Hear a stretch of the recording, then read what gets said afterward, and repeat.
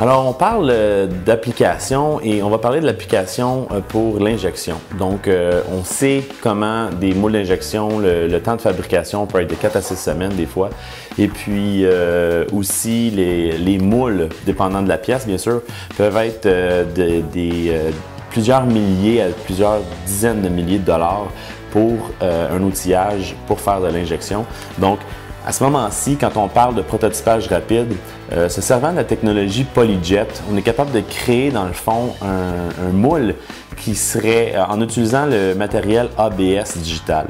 Donc, en utilisant ce matériel-là, on est capable dans le fond d'imprimer notre moule et de tester notre outillage avec le matériel de finition, donc le matériel dans lequel la pièce va être injectée avant même que l'outillage final soit fait. Donc, à ce moment-ci, quand on regarde justement le temps que ça prend, aussi faire des révisions, quand le moule ne donne pas ce qu'on veut, à ce moment-là, il faut faire des réfections d'ail et ça aussi, ça peut être dispendieux. Donc, en imprimant notre moule, on a testé notre outillage et on a aussi testé, on est capable de valider dans le fond notre pièce finie parce qu'on a utilisé le matériel final.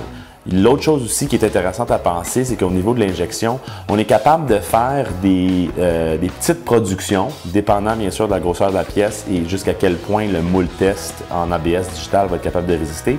Mais on serait capable de faire des petites productions quand ça en vaut la peine. Donc, quand c'est une vingtaine de pièces et que normalement, le client ne voudrait pas payer pour un outillage parce que c'est trop dispendieux, là, à ce moment-là, l'impression digitale serait intéressante à ce moment-là au niveau du prototypage de moule.